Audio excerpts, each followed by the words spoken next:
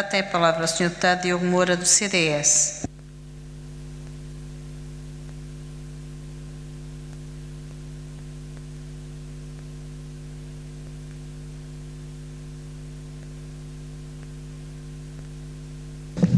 Muito obrigado, Sra. Presidente, Srs. Secretários, Sr. Presidente da Câmara, Srs. Vereadores, caros deputados, caro público. A Assembleia Municipal reúne-se hoje para debater o estado da cidade. Momento sempre importante de reflexão sobre a cidade que temos e a cidade que queremos vir a ter.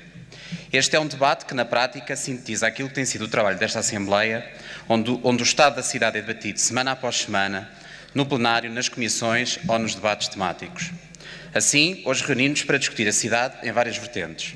O CDS vai debruçar-se nas matérias a que tem dedicado mais atenção, com especial foco nas preocupações diárias dos municípios e que nos levam a pensar as políticas camarárias a que não podemos deixar de aliar as consequências da reforma administrativa e as competências próprias das juntas de freguesia e o seu papel determinante para o futuro de Lisboa.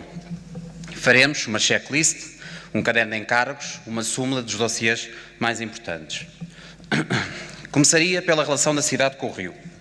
Nos planos apresentados no anterior mandato, a atual situação já se vislumbra alguma coisa, pelo menos algo. Lisboa precisa de se afirmar como a capital atlântica da Europa, pelo que se exige uma ligação intrínseca e real com o Rio Tejo, que se faz, em particular, através da eliminação de barreiras. Além das zonas mencionadas pelo Sr. Presidente no discurso inicial, há que desenvolver e reforçar a formação náutica de recreio, articulando com as escolas de desporto náutico existentes, autonomizar uma programação cultural, lúdica e desportiva específica para o Rio, como complemento às atividades da cidade, o reforço das zonas verdes, as jardinadas e de sombras, de lazer e desporto ao ar livre, bem como o zelo pela segurança de pessoas e bens. Nesse sentido, que trabalho tem sido feito pelo Executivo, em particular na eliminação de barreiras arquitetónicas e na projeção do espaço público para a fruição de todos. Não basta recuperar o espaço público, há que dar-lhe vida e projetar valências.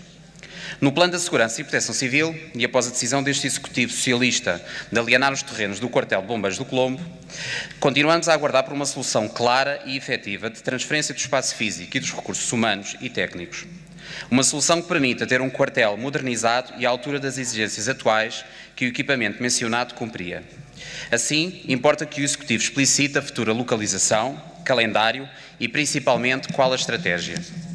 Por outro lado, várias notícias e denúncias têm sido efetuadas nos últimos dias, e não só, sobre as condições de trabalho noutros quartéis. A pergunta impõe-se então: tem o Executivo um plano estratégico para os serviços de bombeiros na cidade? Para a requalificação dos espaços físicos? Sabe, Sr. Presidente, o facto do regimento ganhar prémios internacionais não resolve nem esconde as faltas de condições em que trabalham. No plano da mobilidade, muitas têm sido as intervenções na nossa cidade, umas com as quais manifestamos concordância, como as zonas 30, outras em que mantemos reservas ou que nos opomos frontalmente. Das várias medidas, destacaria o esquema de circulação da Avenida Liberdade, apresentado por António Costa e que, segundo declarações vindas a público nas últimas semanas, o Presidente Fernando Medina quer reverter, convertendo as faixas laterais ao desenho inicial. Esta é uma questão que gostaríamos de ver esclarecida pelo Sr. Presidente. Irá a Câmara intervir no eixo da Avenida? Se sim, de que forma e com que fundamentação? Noutra latitude, o Executivo apresentou uma proposta para o eixo central da cidade que mereceu reparos de moradores e comerciantes e deu origem a uma proposta alternativa do CDS. Não vale a pena voltar a esta questão um dia após o debate público, mas trata-se de um eixo nevrálgico da cidade em que qualquer alteração trará implicações em todo o sistema de circulação viária. Somos naturalmente a favor da reabilitação do espaço público, em prol dos cidadãos, mas entendemos que a proposta do Executivo não é moderada, pelo que apelamos ao Executivo que mantenha uma postura de abertura ao diálogo, como demonstrou ontem, mas para todos, não só para alguns, e à inclusão de propostas e recomendações ao plano apresentado. Gostaria ainda que o Executivo nos elucidasse qual a estratégia de estacionamento para a cidade, em particular a que se refere a parques dissuasores. Seria também importante que, após a polémica existente em torno dos tuk-tuks e o trabalho desenvolvido por esta Assembleia, em particular pela segunda Comissão, que o Executivo desse resposta às recomendações efetuadas, em particular se foram tidas em conta na proposta do regulamento que irá apresentar brevemente. Ficámos a saber, finalmente, que o desaparecido despacho que entraria em vigor em setembro, como foi dito pelo Sr. Presidente, em público, entra em vigor amanhã. Registramos como positivo a aprovação do plano de pavimentação da cidade, uma necessidade premente pela qual nos temos batido, a par do plano de acessibilidade pedonal de Lisboa, em que o principal objetivo é devolver o espaço público aos peões, garantindo a sua devida fruição e segurança. Por fim, é relevante voltar a falar no programa Tolerância Zero, uma medida implementada em 2007 e que originou a transferência de 150 efetivos da PSP para a Polícia Municipal, reforçando assim o seu quadro. A transferência e o programa tinham como objetivo principal combater o estacionamento em segunda fila e em cima do passeio. Os dados dos anos seguintes falavam por si, o número diminuto de autuações. Perante a insistência do CDS em discutir os resultados do programa, os números afetos a este passaram a ser diluídos com a restante atividade da Polícia Municipal, explanada e vinda a esta Assembleia através da informação escrita do Presidente. Todos sabemos, e porque o presenciamos, a fiscalização ao estacionamento em cima do passeio foi, em grande parte, substituída por elementos físicos em que o pilarete é rei. Contudo, o estacionamento em segunda fila continua a ser uma realidade em várias zonas da cidade, com destaque para Alvalade, Avenidas Novas ou Arroios. Este fenómeno não afeta apenas o trânsito local, mas constitui um perigo por incluir cargas e descargas efetuadas em plena via pública. Nesse sentido, queremos que o Executivo nos elucide que medidas têm previstas para combater esta praga e que ações de fiscalização têm sido efetuadas, nomeadamente a existência de priorização das zonas críticas da cidade e ao estacionamento abusivo dedicado a cargas e descargas por viaturas que não cumprem esta função. Aguardamos também com atenção o desenrolar do processo de concessão da Carris e Metro e o pleno funcionamento da Autoridade Metropolitana de Transportes. No início do processo de concessão, o Sr. Presidente, e em paralelo, independentemente do processo da concessão, anunciou um conjunto de medidas facilitadoras da circulação dos transportes públicos em Lisboa, quer ao nível dos eixos viários, quer de espaço público. O que gostaríamos de saber é que medidas são essas em concreto, além do eixo central e além da pavimentação. Gostaríamos também de obter esclarecimentos sobre que medidas serão tomadas para estabilizar a circulação na Avenida Ribeira das Naus, que, como é do conhecimento público, funciona intermitentemente, ora fecha, ora abre. E porque nos aproximamos também de uma época que, marcada pelo mau tempo, relembramos aqui o problema das cheias. O ano passado foi caótico, provocou avultados prejuízos para comerciantes e entidades públicas. Sabemos, e voltou a relembrar o Sr. Presidente, que a decisão sobre o futuro já próximo já teve o seu início. Sendo que o paradigma mudou entre António Costa, que dizia não haver solução para as cheias, e Fernando Medina, que demonstra vontade em executar o plano de gestão e drenagem, não sabemos se estão previstas ou se estarão previstas verbas comunitárias que possam financiar as principais obras deste plano. Ainda assim, a Câmara irá avançar com a construção de 2 túneis necessários ao escoamento e desvio das águas para o Rio Tejo, evitando, assim, mais cheias. Uma obra prevista até 2019. A nossa pergunta, Sr. Presidente, é muito simples e clara. Até lá, que medidas excepcionais e possíveis serão tomadas pela Câmara para atenuar os efeitos das cheias, em particular nas zonas mais dramáticas e há muito identificadas? Voltando ao início, reforço que se aproxima uma das alturas mais críticas das intempéries e importa saber que meios existem, de que forma irão atuar e se foi ou será efetuada alguma ação informativa e coordenada junto às entidades, comerciantes e junto às freguesias localizadas nas zonas com maior incidência de inundações. Embora não seja competência do município, haverá uma linha financeira de apoio a comerciantes ou algum tipo de apoio de caráter excepcional previsto? Sr. Presidente, ainda ontem tivemos notícias de várias inundações pela cidade, 11, segundo o Regimento de Sapadores Bombeiros, cuja corporação atribui como causa a falta de limpeza das sarjetas em eixos viários da cidade que, salvo erro, sendo estruturantes, são competência da Câmara. Juntando esta realidade e competência destas vias estruturantes às competências das juntas nesta matéria, dispõe a Câmara do registro dos trabalhos de limpeza efetuados pelas juntas, em particular naquelas a que correspondem às zonas mais críticas? Tem a Câmara prosseguido com a devida limpeza das que lhe dizem respeito? Dentro da programação definida, tem a Câmara correspondido atempadamente às necessidades levantadas pelas juntas e que são conhecidas, no que respeita a recursos humanos e técnicos para fazer face a esta competência? No campo económico, não quero deixar de registrar o impulso que Lisboa teve como centro impulsionador e incubador de startups, bem como os números positivos de aumento do turismo na cidade de Lisboa, que, ao contrário do que muitos apregoam, é de qualidade e com capacidade financeira, como demonstram os números oficiais que tipificam o tipo de turista que Lisboa acolhe.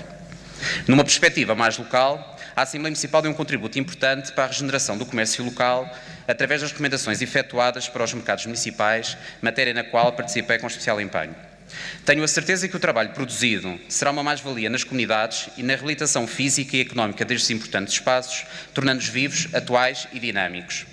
As bases estão lançadas para que a Câmara possa apresentar uma estratégia municipal integrada que seja exigente, clara e precisa, a que não poderá faltar a necessária atualização regulamentar, também prevista nas conclusões emanadas por esta Assembleia.